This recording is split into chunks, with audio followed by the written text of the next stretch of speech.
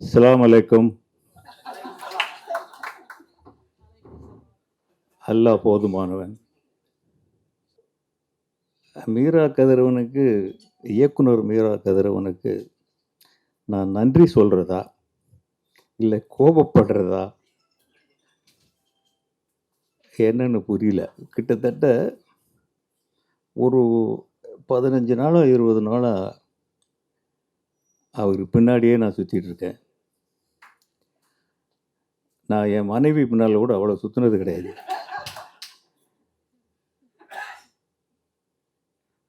அவரு எங்கெங்கேயோ கூட்டிட்டு போறாரு. இந்த மாதிரி இடங்கள்லாம் நான் பார்த்ததே கிடையாது. நேத்து ஒரு இடத்துக்கு கூட்டிட்டு போனாரு இப்படித்தான். அது இத விட பெருங்கூட்டம். நீங்களும் நெறைய வந்திருக்கீங்க. அது இத விட பெருங்கூட்டம். வித்தியாசமான கூட்டம். இதுவும் வித்தியாசமான கூட்டம். அதுவும் நான் ஏன் நடுவுல பேச வந்திருக்கேன்னா, வாழ்வீச்சை விட வேகமாக வாய்வீச்சு எறிந்த வீரப்பெண்மணிகள், வாழ்வீச்சை விட வேகமாக வாய்வீச்சு எறிந்த வீரப்பெண்மணிகள். ரொம்ப பயமா இருக்குமா உங்கள எல்லாம் பார்த்தா? உண்மையிலேயே நீங்க என்ன படிச்சிருக்கீங்களோ என்ன எங்களுக்கு இந்த கேமரா, லென்ஸு, பேப்பர், பேனா, பாட்டு, கதை, வசனம், நடிப்பெல்லாம் எனக்கு தெரியாது. இத தவிர எங்களுக்கு எதுவுமே தெரியாதும்மா. நீங்க உலகத்தையே கரைச்சு குடிச்சு ஏப்பம் விட்டுட்டீங்கன்னே நெனைக்கிறேன். இன்னும் ஒண்ணும் பாக்கி இல்ல. என்ன பேச்சு? என்ன பேசுறாங்க? புட்டு, புட்டு, புட்டு. இந்த படத்துல நாங்க கிட்டத்தட்ட ஒரு 2, 3 வருஷம் வாழ்ந்திருக்கிறோம். ஹபீபி படத்துக்குள்ள. சத்தியமா இவ்வளவு அந்த படத்த பத்தி எங்களுக்கு தெரியாது. எனக்கும் தெரியாது. நாங்க கொஞ்சம் தாமதமா வந்துட்டோம். 2 பேர் இப்ப நீங்க பேசுனீங்க. நீங்க கவின் மலர்ன்னு உங்க பேரு ஞாபகம் இருக்கு. உங்க பேரு ஞாபகம் ஓவியா. அடேங்கப்பா! அத விட கவித்துவம் மாரி என்ன பேர்கள் பாருங்க.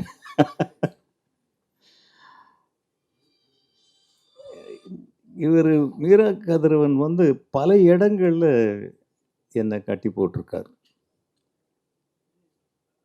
அவரு முதல்ல ஒரு சதி பண்ணித்தான் எங்க வீட்டுக்குள்ள நுழைஞ்சிருக்காரோ! அப்படின்னு எனக்கு கொஞ்சம் கொஞ்சமா நேத்திருந்து வெளிச்சமாகுது அது. ஒரு ரொம்ப பவ்யமான பவ்யமான குணமுடையவர் மாதிரி நம்ம வீட்டுக்குள்ள வந்தாரு. பயப்படுற மாதிரி நடிச்சாரு. நான் என்ன நடிச்சிருக்கேன்? அவர் நடிச்சது தான் பெரிய நடிப்பு. உள்ள வந்து ஒரு ஸ்கிரிப்ட் புக்க குடுத்து, "நீங்க நடிங்க" அப்படின்னாரு. ஐயா, எமக்கு தொழில் இயக்கம். கதை, திரைக்கதை, வசனம், பாட்டு. பாட்டுல நான் ரொம்ப கெட்டிக்காரன். உங்களுக்கு எல்லாருக்கும் தெரியும்னு நெனைக்கிறேன். பஞ்சு மிட்டாய் சீலை கட்டி, ஒத்தருவா தாரன், தூதுவளையில அரைச்சு, இன்னும் பல பாட்டுகள் இருக்கு. அவரு வந்து நீங்க நடிங்கங்கிறாரு. ஐயா, எனக்கு இதெல்லாம் தான் தொழிலு. நீங்க வேற நல்லா நடிக்கிறவங்க நெறைய இருக்காங்க. அவங்கள போய் பாருங்கன்னு சொன்னேன். அவரு எப்புட்றா இவன கவுக்கிறதுன்னு பிளான் பண்ணி, ஒரு கலைஞனுக்கு முக்கியமான பலவீனம் ஸ்கிரிப்ட், கதை. அது ஒரு புத்தகமா பவுண்ட் பண்ணி என்கிட்ட குடுத்தாரு. நான் அந்த மாரி நான் ஒரு 25 படம் இயக்கியிருக்கேன். ஒரு படத்துக்கு கூட பவுண்டிங் ஸ்கிரிப்ட் நான் ரெடி பண்ணதே கிடையாது. இவரு என்னடா இப்படி ஒண்ணு குடுக்குறாங்களே! இவரு ரொம்ப உழைக்கிறவரு போல இருக்கே! சரி வேண்டா வெறுப்பா வாங்கிக்கிட்டு அத விட்டுட்டேன். அந்த ஒரு புத்தகம் என்னை அவர் பின்னாடியே சுத்த வச்சு, நாடு நாடா சுத்த வச்சு சொல்லப்போனா, இங்கே ஒவ்வொரு டிஸ்ட்ரிக்ட்டுக்கும் சுத்த வச்சு, இப்போ இங்கே கொண்டு வந்து நிறுத்தியிருக்காரு. நீங்க எல்லாம் சொன்ன மாதிரி, அதுல நான் என்ன சொன்னாலும் இதுல பழசா இருக்கும். நிஜமாவே இன்னும் 2 பேர் பேசுறதுக்குள்ள தப்பிச்சு போயிடணும்னு தான் நான் இங்க நடுவுல வந்தேன். இந்த படத்துல புதுசா நாங்க சொல்றதுக்கு என்ன இருக்கு? பெண்ணியம் பத்தி பேசியிருக்காருன்னா, அதையும் சொல்லிட்டீங்க. என்னுடைய கேரக்டர் என்ன சொல்லுது? நீங்க சொல்லிட்டீங்க. நான் இத பண்ணுனதுக்கு ஒரு சின்ன காரணம் இருக்கு. இத ஒத்துக்கிட்டதுக்கு ஒரு முக்கியமான காரணம். இந்த கதையும், என் வாழ்க்கையும் சொந்த வாழ்க்கை கிட்டத்தட்ட ஒத்து போகுது. நான் இயக்குனராக இல்லாமல் போன போது எனக்கு அப்படி ஒரு நிலைமை ஏற்படலை. அதை நானாக உருவாக்கிக்கிட்டேன். ஒரு படத்துக்கு ஒரு 17, 18 வயசில் ஒரு பையன் தேவைப்பட்டான் அப்படின்னு துள்ளுவதோ இளமைன்னு ஒரு படம். தேடி தேடி தேடி பார்த்து ஒரு 100, 150 பசங்களை பார்த்து எவனுமே கிடைக்கல. அப்போ ஒரு பையன் இப்படி நம்ம வீட்டில் கிராஸ் பண்ணி போனான். பளிச்சுன்னு ஒரு மின்னல் விட்டுச்சு. அடடே, இந்த பையன் நம்ம கதைக்கு பொருத்தமாக இருக்கானே. யாருன்னா என் பையன் தனுஷ். இது என்னடா நம்ம வீட்டில் வச்சுக்கிட்டு நம்ம தேடிக்கிட்டே இருக்கமே அப்படின்னு அந்த பையனை ஹீரோவாக்குறது. அவன் ஏமாற்றி தான் கூட்டிகிட்டு போனேன். வாடா, நான் கொண்டு போய் ஸ்கூலில் ட்ராப் பண்ணுறேன் அப்படின்னு கொண்டு போய் ஷூட்டிங் ஸ்பாட்டுக்கு கூட்டிகிட்டு போனேன். அவனுக்கு பாவம் ஒரு பொண்ணு இப்படி கையை பிடிச்சி கூட நடக்க தெரியல. இந்த கையை பிடிக்கவே தெரியல. கையை இப்படி ஆடுது. இன்னைக்கு நேஷனல் அவார்டு வாங்குற நடிகராக இருக்கார். அவர் அவ்வளவு இருந்திருக்கு அவருக்குள்ள. அவன் படிப்பு போயிடுச்சு. அதுக்காக அவர் செஞ்ச தியாகம் அவருடைய படிப்பு. நல்லா படிக்கிற பையன். வீட்டில் எல்லாருமே படித்த பிள்ளைங்க.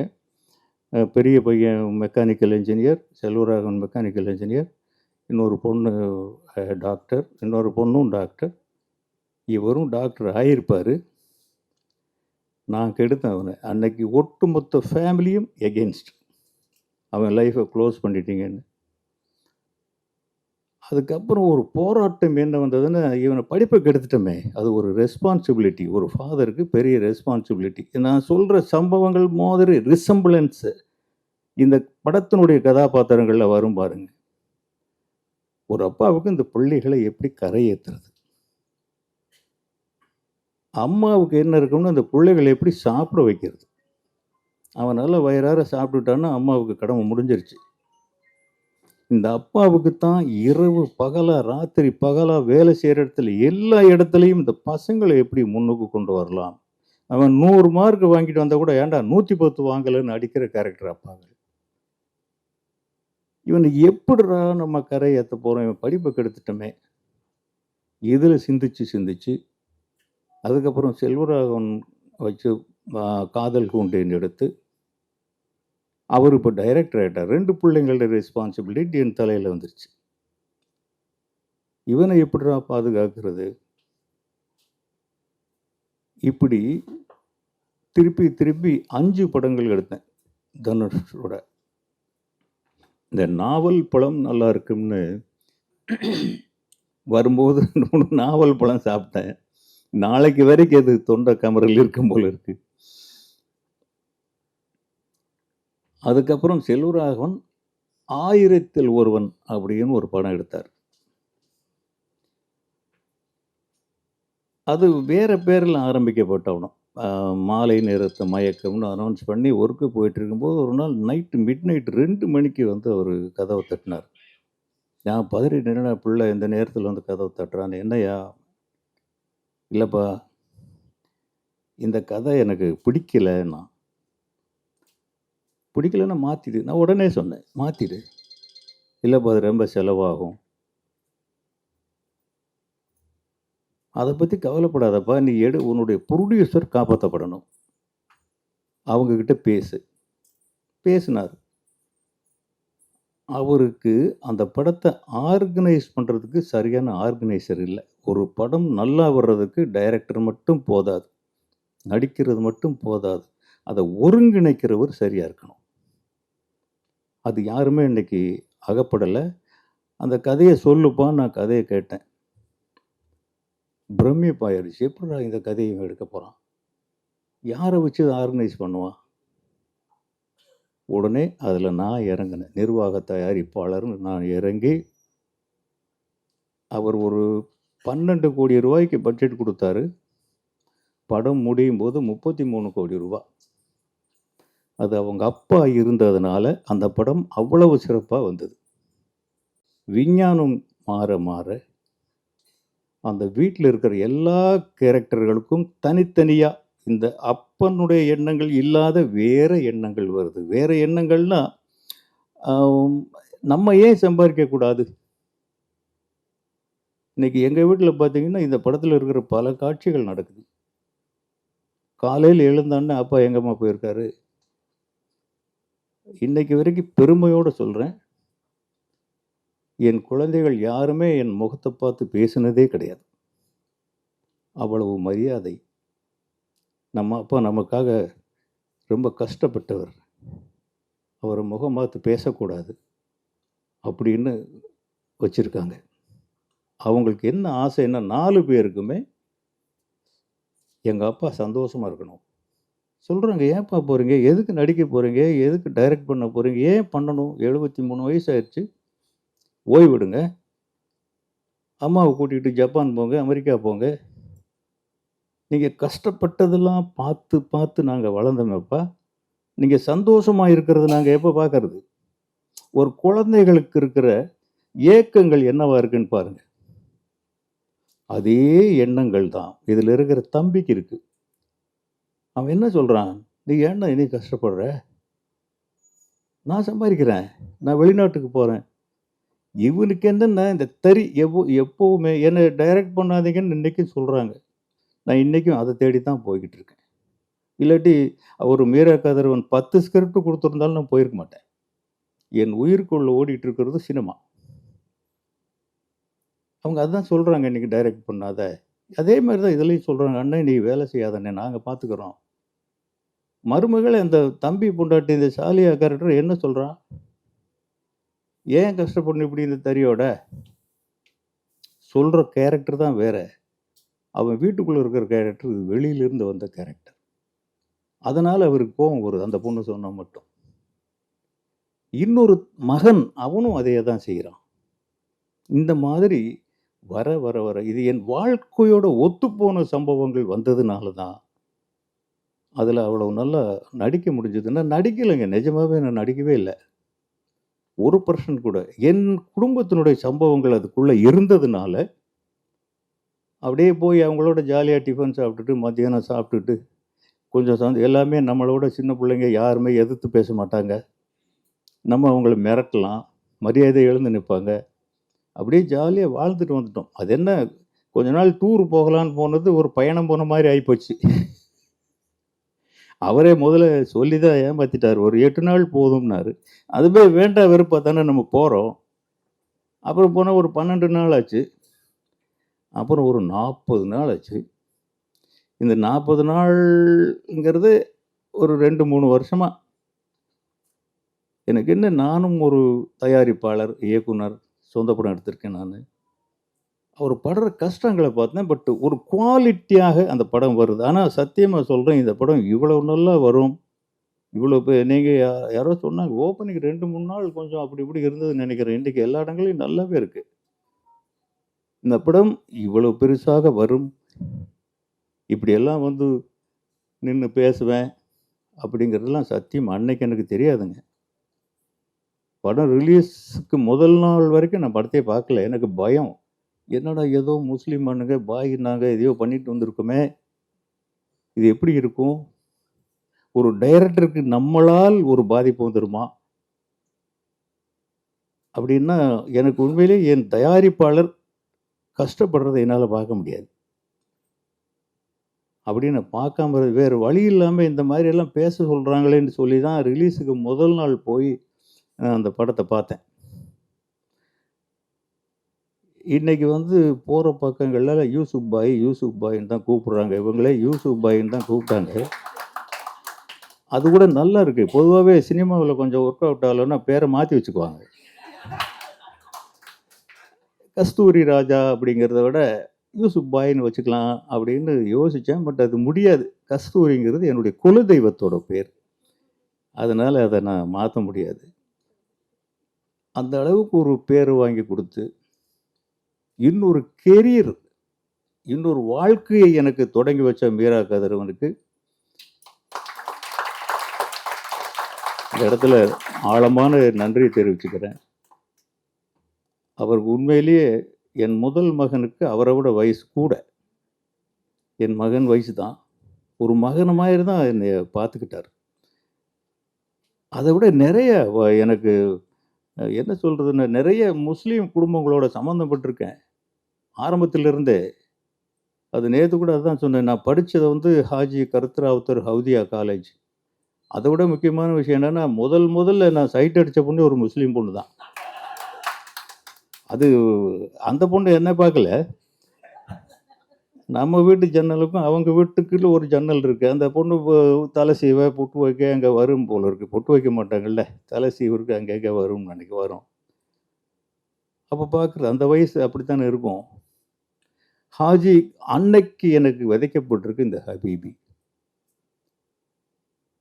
அந்த ஹாஜி கருத்ராவுத்தர் ஹவுதியா காலேஜ். அங்கே ஒரு தமிழ் பேராசிரியர் சையத் அப்துல் காதர், இன்னும் ஞாபகம் இருக்கு எனக்கு. அவர் மூலமாக எனக்கு விதைக்கப்பட்டிருக்கு இந்த ஹபீபி. சென்னையில் எனக்கு வாழ்க்கையை கொடுத்தவர் சையத் அப்துல் காதர் அப்படிங்கிற ராஜ்கரன். அவர் இல்லைன்னா இந்த மேடையும் எனக்கு சொந்தமில்லை, நான் வந்த காரும் எனக்கு சொந்தமில்லை, நான் இருக்கிற வீடும் எனக்கு சொந்தமில்லை, என் பிள்ளைகளுக்கும் இந்த புகழ் இல்லை, தேசிய விருதுகள் இல்லை, எதுவுமே கிடையாது. அவர் தான் இந்த இடத்துல நான் டெய்லி ஒவ்வொரு நாளும் நான் சாப்பிட்ற சாப்பாட்டினுடைய ஒவ்வொரு பருக்கையிலும் ராஜ்கரன் தான் எழுதப்பட்டிருக்கு. நான் எப்படி ஹபீபில் நடிக்காமல் இருக்க முடியும்? அவர் ஆஃபீஸில் சாப்பாடு போடும்போது, அவர் நல்ல சமைக்கிறவர், உங்களுக்கெல்லாம் தெரியுமா? தெரியாது. ராஜ்கரன்னா தெரியுமா? தெரியும், எலும்பு கடிச்சவருன்னு. அவர் நல்ல சமையல்காரர். அவருடைய ஆஃபீஸில் அவரே சமைப்பார். அதாவது நெய்மீன் கருவாடு போட்டு முட்டை உடைச்சி ஊற்றி அற்புதமாக ஒரு குழம்பு வைப்பார். காலையில் இட்லி, அங்கே தான் சாப்பாடு. மத்தியானம் அழகாக மீன் இல்லாட்டி அவருக்கு கோபம் வந்துடும். அவரே சமைச்சு மீன் எனக்கு போட்டு போட்டு போட்டு சாப்பாடு போட்டு நான் சாப்பிட்றத பார்த்து அழகு பார்ப்பார். அப்படி ஒரு இஸ்லாமிய கடவுள். அதெல்லாம் சாப்பிட்டுட்டு நான் ஹபீபி பண்ணாமல் இருக்க முடியுமா? இந்த ஹபீபி அப்படி தான் எனக்குள்ளே நுழைஞ்சிருக்குன்னு நினைக்கிறேன். இன்னும் புது தகவல் என்னென்ன, அவர் எங்கள் வீட்டுக்கு தாய்மாமாவாயிட்டார் ராஜ்கரன். என் மனைவியை தங்கச்சி தங்கச்சி தங்கச்சின்னு உயிரை விடுவாருங்க. என் பசங்களெல்லாம் மாப்பிள்ளை, மருமகனே மருமகனே. அவர் படங்கள் டைரக்ட் பண்ணும்போது கூட தனுஷ் பண்ணார் பவர் பாண்டின்னு ஒரு படம். அப்போ கூட இவர் ரொம்ப கையை கட்டி மரியாதையாக சார் சார் சார்ன்னு தான் பேசுவோம். அவர் இல்லை மருமகனே, இப்படி இல்லை மருமகனே, இப்படி இல்லை மருமகனே. இந்த உறவை கொடுத்தது ஒரு இஸ்லாமியர். நான் எப்படி ஹபீபி நடிக்காமல் இருக்க முடியும்? எனக்கு எப்படி அந்த ஹபீபி கதாபாத்திரம் வராமல் போகும்? அது வந்ததுக்கு இதுதான் காரணம். இஸ்லாமிய ரத்தம் இங்கேயும் ஓடிக்கொண்டிருக்கிறது. எனக்கு இவர் ஏன் இப்படி, இவங்களுக்குள்ளே பூர்வ ஜென்ம பந்தம், ஒரு நமக்கு பூர்வ ஜென்மத்தில் இருக்க ஒரு இதை இல்லாமல் ஒரு மனிதனை சந்திக்கவே முடியாது. அதுக்கே ஒரு இறைவனுடைய ஒரு கட்டளை இருக்கணும். நேற்று அவ்வளோ பேர், அதுக்கு முன்னாடி நிறைய இப்போ எல்லாரையுமே சூட்சமாக கூட்டிகிட்டு போகிற, ஒருவேளை இது வரைக்கும் நான் சந்திச்ச எல்லாருமே இஸ்லாமியர்கள் தானா அப்படிங்கிற சந்தேகம் எனக்கு மீரா கதிரவன் மேலே வந்துருச்சு. இப்போ அப்படி இல்லையா? நீங்கள் அந்த சதி பண்ண இல்லை. இருந்தாலும் கூட ஒரு புது உலகம். இங்க இருக்கிற எல்லாருமே மேக்சிமம் எழுத்தாளர்களா? கலந்துருக்காங்க. ஆக எல்லாம் இஸ்லாமிய கடவுள்கள் தான், எல்லாம் இஸ்லாமியர்கள் தான் இல்லையா? வேறையும் இருக்காங்களா? ஓ, சரி சரி சரி, ஓகே. நான் ஹபீபிங்கிற தாட்டிலே வந்துட்டேன் நான். அது நான் உங்களுக்குள்ள இருக்கிற அந்த கருத்து எனக்குள்ள இருக்குமா? இது ஒரு இஸ்லாமிய படம் அல்ல, தமிழ் படமும் மட்டுமல்ல, உலக படம். அம்மா, அப்பா, அப்பா, அம்மா, அண்ணன், தம்பி, மருமகள், மகன், இதெல்லாம் தமிழ் குடும்பங்களில் மட்டும்தான் இருக்கா? இல்லை இந்து குடும்பங்களில் மட்டும்தான் இருக்கா? இல்லை கிறிஸ்தவ குடும்பங்களில் மட்டும்தான் இருக்கா? உலகத்துக்கு அதுதான் மொழி, அதுதான் உறவு, அதுதான் கூட்டு குடும்பம் தான் வாழ்க்கை. ரொம்ப சமீப காலம் வரைக்கும் நாம் கூட்டு குடும்பத்தில் தான் இருந்தோம். அதை தான் அவர் கரெக்டாக பண்ணியிருக்காரு. அந்த காலத்தில் 80களெல்லாம் கூட்டு குடும்பம் தான். இன்னைக்கு தான் இருக்காங்க, ஒரு கல்யாணம் பண்ணி வச்சாச்சுன்னா உடனே தனியாக ஒரு வீடு வாங்கணும், நம்ம தனியாக போயிடலாம். வீட்டில் 4 பெட்ரூம் இருக்கும், ஒரு அப்பா அம்மா தான் இருப்பாங்க, கல்யாணம் பண்ணி வச்சு வசதியாக தான் இருப்பாங்க. 1 மாதம் 2 மாதம், அப்புறம் மெல்ல மெல்ல கசு குசுன்னு ஏதோ பேசுவாங்க. பொண்ணு சொல்லிக் கொடுப்பாளா இல்லை புருஷன் சொல்லிக் கொடுப்பானா தெரியாது. ஒரு வீடு வாங்கணும்னு ஆரம்பிப்பாங்க. இந்த வீட்டில் இந்த 2 பெருசு மட்டும் கிடக்கும், இவங்க தனியாக ஒரு வீடு. இதெல்லாம் இப்போ தான். இந்த மாதிரி முதல்ல அவருக்கு பெரிய நன்றியே இந்த மண்ணின் ஈரத்தையும் இந்த மண்ணின் ஆழத்தையும் வெளிப்படுத்திய மீரா கதிரவனுக்கு தான் என் நன்றி. நானும் கிட்டத்தட்ட அந்த மாதிரி படங்கள் தான் எடுத்திருக்கேன். அதில் அந்த 2-3 பாட்டு வருது இஸ்லாம் சம்பந்தமாக. அது எடுத்துட்டா, அந்த தொழுற சீன்களை எடுத்துட்டா, இது இந்து படம் தானே, இது வேற என்ன இருக்குதுல்ல? ஒரே உறவு கலப்பு தான், ஒரே சம்பவங்கள் தான், ஒரே சாப்பாடு தான். உடைகளில் கொஞ்சம் மாற்றம் இருக்குது. கொஞ்சம் தலையில் லேசாக துணி போட்டுக்கிறாங்க. நம்ம வீட்லேயும் எங்கள் ஊர்லேயும் பார்த்தீங்கன்னாக்கா வேலைக்கு போகிறவங்க அவங்கெல்லாம் தலையில் முக்காடே கட்டிக்கிட்டு தான் வேலை செய்கிறாங்க. அதர்வைஸ் இதை எல்லாருமே கொண்டாட வேண்டியது எப்படின்னா, இது ஒரு உலகப்படம். இது கட்டாயம் உலக நாடுகளில் சுற்றுப்பயணம் செய்யும் இந்த படம், அதில் சந்தேகமே கிடையாது. மீரா கதிரவன் அவர்களே, செல்வராகவன், தனுஷ் 2 பேருக்கும் நான் என்ன சொல்லி ஆசீர்வாதம் பண்ணியிருப்பனோ அதே தான் உங்களுக்கும். இன்னொரு இடத்துல ஒரு வார்த்தை சொன்னேன், எனக்கு முதல் குரு இயக்குனர் விசு, அவர்கிட்ட தான் நான் எழுத்து கற்றுக்கிட்டேன். அவர் இல்லைன்னா நான் வெறும் காட்டு மிராண்டி தான். அந்த மல்லிங்காபுரமே ஊரில் அங்கேயே மண்ணுக்குள்ளே புதஞ்சிருக்க வேண்டிய ஒரு ஆள் நான். அவர் தான் என்னை கைப்பிடிச்சு எழுத வைக்கல, ஆனால் அவனான்னு எழுத சொல்லி கொடுக்கல. மற்றபடி அவர்கிட்ட இருந்து தான் மனுஷன்னா என்ன, டைமிங்னா என்ன, டிசிப்ளின்னா என்ன, எப்படி நடந்துக்கணும் அப்படிங்கிறது முழுக்க முழுக்க எனக்குள்ள இருக்கிற எல்லாமே அவர் தான் முதல் குரு. 2வது குரு ராஜ்கரன். 3வது ஒரு குரு ஸ்தானத்தில் உங்களை நான் வச்சிருக்கிறேன் மீரா கதிரவன்.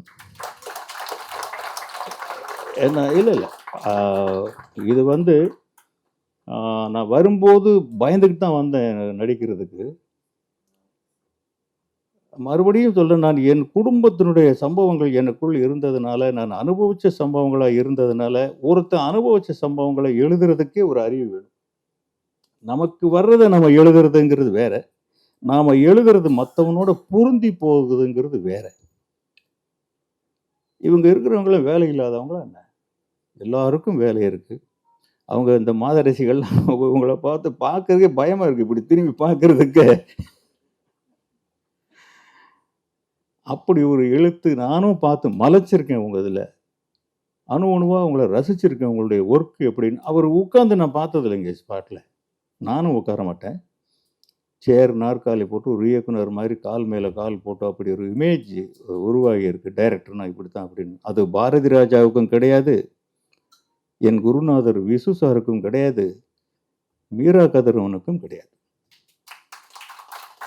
அந்த உழைப்பு, அதனுடைய பிரதிபலிப்பு தான் இன்னைக்கு. அவர் முதல் நாள் துக்கமாக இருந்தார், மறுநாள் கொஞ்சம் சுமூகமானார், மறுநாள் கொஞ்சம் ஹாப்பியானார், இப்போ தான் கொஞ்சம் யதார்த்தமான மனுஷனாக இருக்கார். இதை நான் கூடவே இருந்து பார்க்குறேன். நான் நிஜமாகவே நான் இப்படியெல்லாம் வரவன் கிடையாதுங்க, அவருக்கே தெரியும், அது உங்களுக்கு தெரியுமில்ல. நான் அப்படியெல்லாம் வரமாட்டேன். ஏதோ ஒரு வகையில் அவருக்கு நம்ம ஒரு மாரல் சப்போர்ட்டாக இருப்போம். என்னை ரொம்ப நேசிக்கிறார். ஒரு மனைவிக்கு என்ன கடமை அப்படின்னா, ஒரு கணவனுக்கு உந்து சக்தியா இருக்கணும். அதுதான் மனைவி.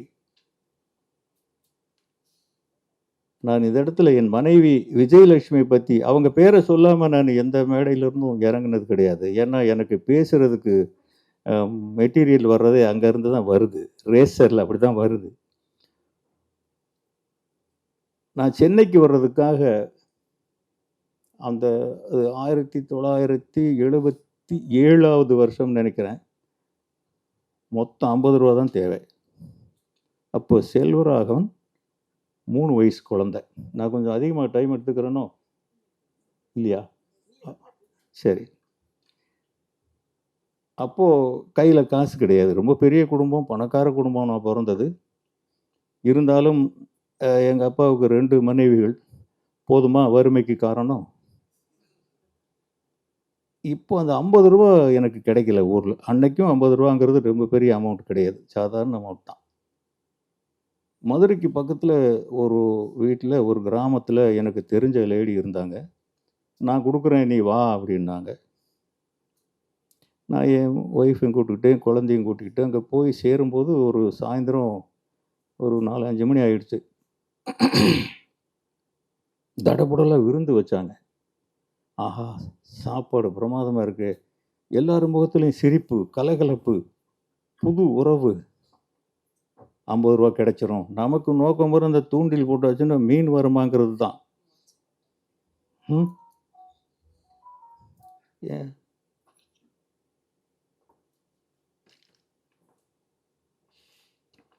குறிப்பறிஞ்சு லேசா சிரமம்னு தண்ணி குடுத்துட்டாங்க. அப்படி ஒரு சின்ன கம்ப்ளைண்ட் இருக்குமா இங்க. இதுக்கு நீங்க இது வாட்டர் குடுக்க முடியாது. கொஞ்சம் அந்த அந்த ரூ. 50 கிடைச்சிரும்ங்கிற ஒரு நம்பிக்கை வந்துருச்சு.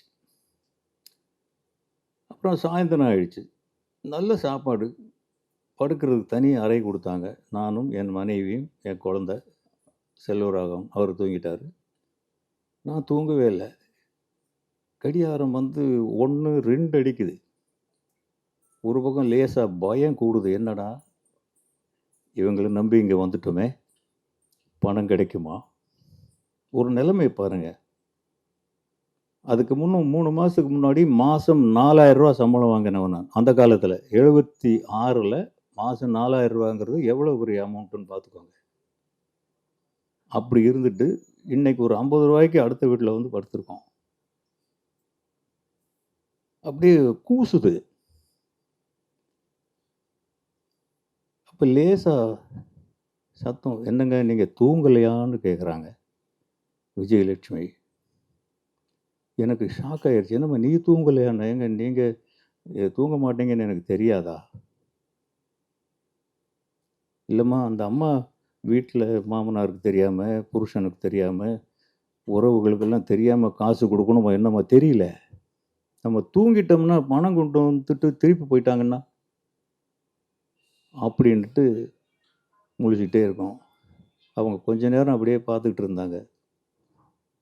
ஏங்க இப்படி நீங்க இருக்கணும்? நம்ம ஏன் இப்படி அடுத்த வீட்ல வந்து இருக்கணும்? எனக்கு நல்ல நம்பிக்கை இருக்குங்க. நீ ரொம்ப பெரிய திறமைசாலி. நீங்க ரொம்ப நல்லா வருவீங்க. எங்களெல்லாம் காப்பாத்துவீங்க.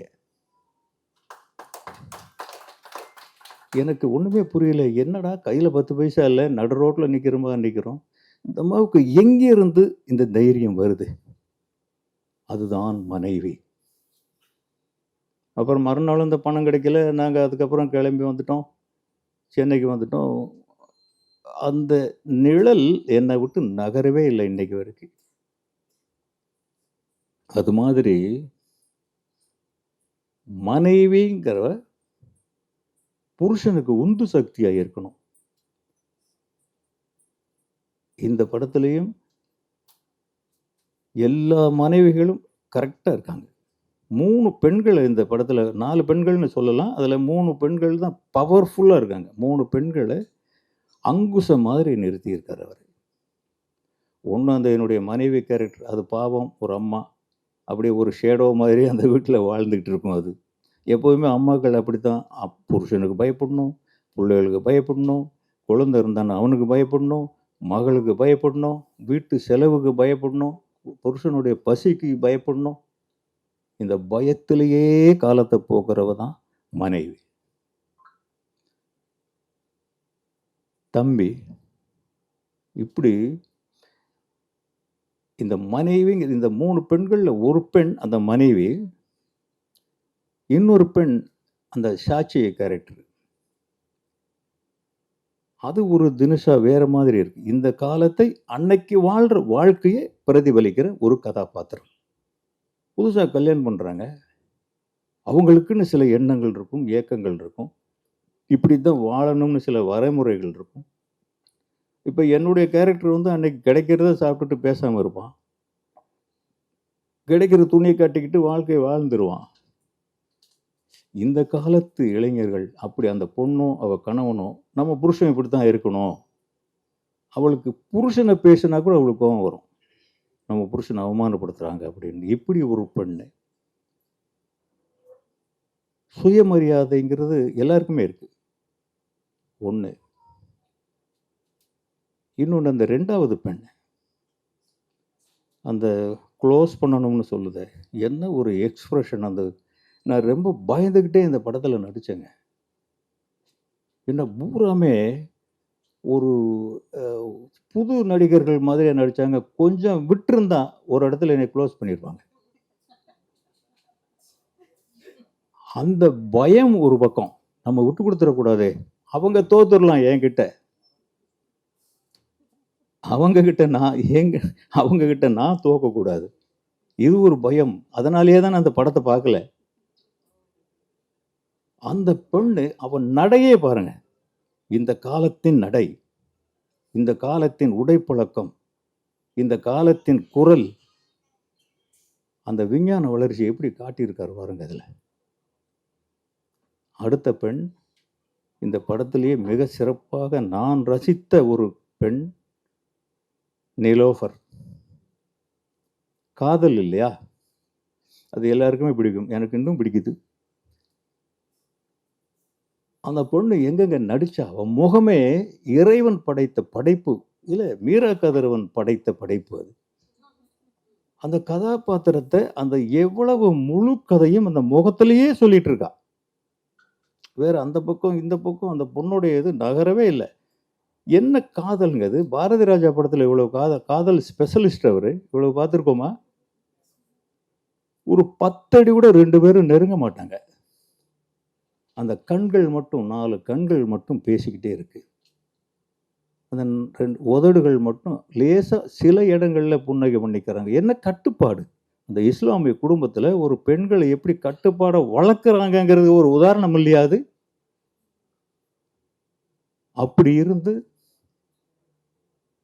கடைசியில இந்த பையன் ஏன்டா நடக்கிறான்? எந்த டைரக்டருக்காவது அப்படி தோணுமா? முக்கியமான கேரக்டர் முடிஞ்சு போச்சு. இனி எங்க இவன் போன என்ன? ஆடியன்ஸ் உட்கார்ந்துருப்பானாங்கிற நம்பிக்கை வருமா? அவன் நடக்கிறான். யார் இவனை நடக்க வைக்கிறாங்க? எதுக்கு இங்க போறான்? எதுக்கு எங்கேயோ போறான்? போனா இடி விழுந்த மாதிரி அந்த பொண்ணு நிக்கிறாங்க. அடடே, கடைசியில் இவளோட வந்து சேர போறான் போல இருக்கு. ஒரு எதிர்பார்ப்பு. 2 பேரும் பேசாமலே என்ன பார்வை பரிமாற்றம் அங்க!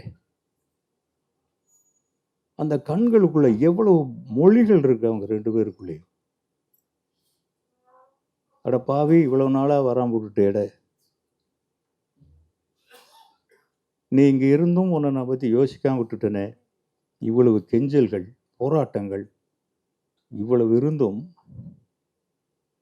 கடைசியில அவ ஒரு வார்த்தையை சொல்லி, உன் குரலே இவ்வளவு இனிமையா இருக்கேங்கிறான். அப்போதான் நமக்கே தெரியுது இவங்க 2 பேரும் பேசவே இல்லை அப்படின்ட்டு. இப்படியெல்லாம் ஒரு காதலை சொல்ல முடியுமா? அதுக்கப்புறம் இருந்ததை நீங்களும் பார்த்துருப்பீங்க. நான் சொல்ல விரும்பல. அவர் சொல்லியிருக்காரு. மீரா கதிரவன், அடுத்த படம் நான் தானே ஹீரோ இல்லையா? அதான் நான் தான். அப்படியே நீங்க சபைக்காவது சொல்லித்தானே ஆகணும். இல்லாட்டி இவங்க கிட்ட பிடிச்சி கொடுத்துருவோம் உங்களை மறுபடியும். அறம்பாடியே சபிச்சிருவாங்க உங்கள. நன்றிங்க. வணக்கம்.